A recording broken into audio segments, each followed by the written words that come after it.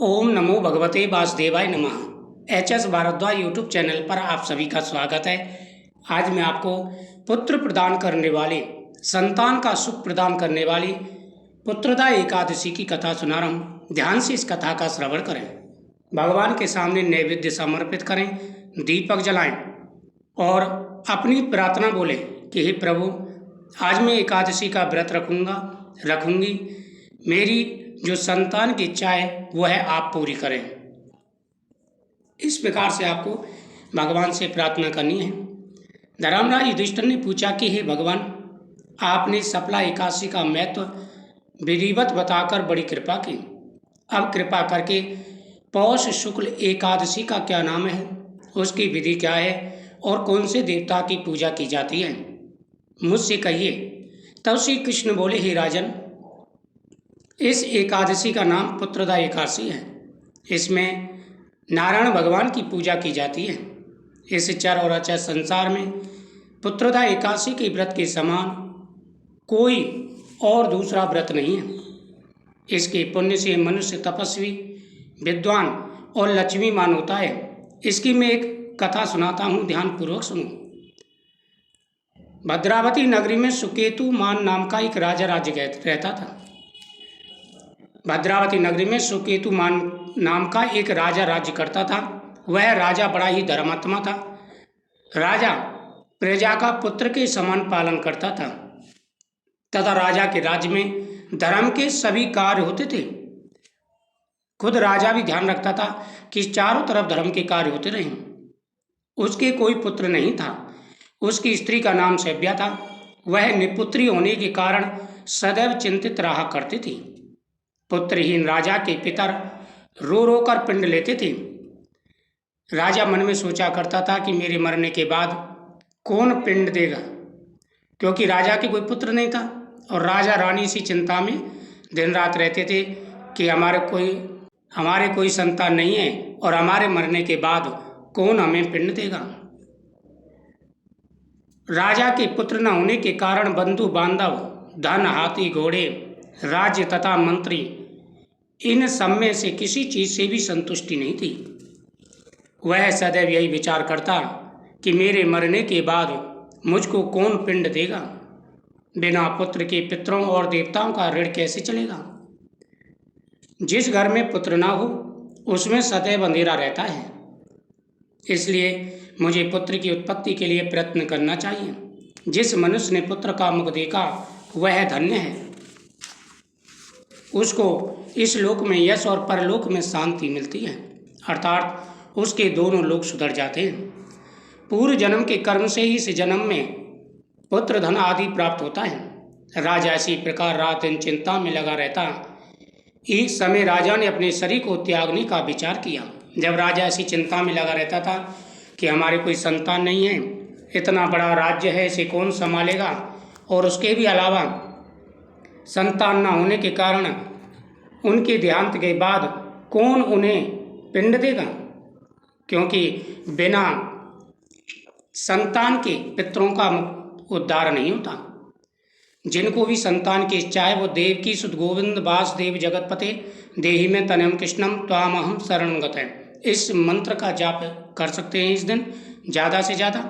इससे संतान का सुख प्राप्त होगा। ये मैंने स्क्रीन पर लिख दिया, आप जरूर इसे लिख करके रख लें।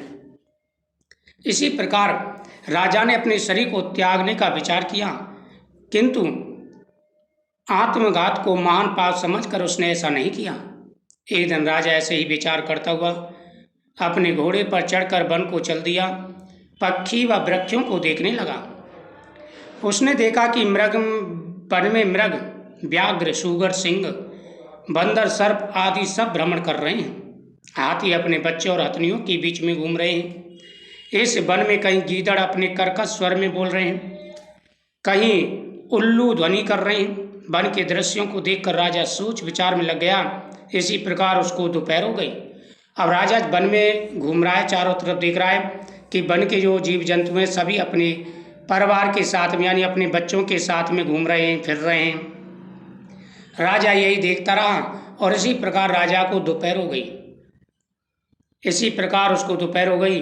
वह विचार करने लगा कि मैंने क्या यज्ञ किए ब्राह्मणों को भोजन से तृप्त किया, फिर भी यह दुख मुझे कैसे प्राप्त हुआ। अब राजा घूम रहा है, चारों तरफ पक्षियों को देख रहा है, पशुओं को देख रहा है, सभी अपने बच्चों के साथ में मस्त हैं। अब राजा विचार करने लगा, मैंने इतने सारे यज्ञ अनुष्ठान व्रत आदि किए, ब्राह्मण को संतुष्ट किया, दान दक्षिणा देके भोजन करा करके, फिर भी मुझे संतान का सुख प्राप्त नहीं हुआ। इसका क्या कारण है? प्यास के मारे अत्यंत दुखी राजा पानी की तलाश में इधर उधर फिरने लगा। थोड़ी दूर पर राजा ने एक सरोवर देखा। उस सरोवर में कमल खिल रहे थे तथा सारस, हंस, मगरमच्छ आदि विहार कर रहे थे। राजा जब प्यासा था, इधर उधर घूमने लगा, देखने लगा कि उसे कहीं पानी मिल जाए। तभी उसे एक सरोवर दिखाई दिया जिसमें कमल के पुष्प खिल रहे थे और सारस, हंस, पक्षी वहाँ पर विहार कर रहे थे। उस सरोवर में कमल खिल रहे थे, सारस, हंस, मगरमच्छ आदि विहार कर रहे थे। सरोवर के चारों तरफ मुनियों के आश्रम थे। उस समय राजा के दाहिने अंग फड़कने लगे। राजा शुभ शगुन समझकर घोड़े से उतरकर मुनियों को दंडवत करके उनके सामने बैठ गए। राजा को देखकर मुनियों ने कहा, हे राजन, हम तुमसे अत्यंत प्रसन्न हैं। तुम इस जगह पर कैसे आए हो, सो कहो। इस पर राजा ने उनसे कहा, हे मुनीश्वरों, आप कौन हैं और किस लिए यहाँ पर आए हैं, सो कहो। मुनि बोले, हे राजन, आज पुत्र की इच्छा रखने वाले को उत्तम संतान देने वाली पुत्रदा एकादशी व्रत है। हम लोग विश्वदेव हैं और इस सरोवर पर स्नान करने के लिए आए हैं। इस पर राजा बोला, हे मुनीश्वरों, मेरे भी कोई पुत्र नहीं है। यदि आप मुझ पर प्रसन्न हो तो एक पुत्र का वरदान दीजिए। मुनि बोले, हे राजन, आज पुत्रदा एकादशी का है, आप इसका व्रत करें, भगवान की कृपा से आपके अवश्य ही पुत्र की प्राप्ति होगी। हे राजन, आज का दिन बहुत बड़ा दिन है। आज पुत्रदा एकादशी है जो कि पुत्र प्रदान करने वाली है। यदि नियम के साथ में तुम इसका व्रत रखो तो अवश्य ही तुम्हारी मनोकामना पूरी होगी। मुनि के वचनों के अनुसार राजा ने उस दिन एकादशी का व्रत किया और द्वादशी को उसने पारण किया। मुनियों को प्रणाम करके अपने महल को वापस चलाया। अंत में रानी ने गर्भ को धारण किया और 9 माह के पश्चात उसके एक सुंदर पुत्र रत्न पैदा हुआ। वह राजकुमार बड़ा होकर अत्यंत वीर, धनवान, यशस्वी और प्रजा का पालक हुआ।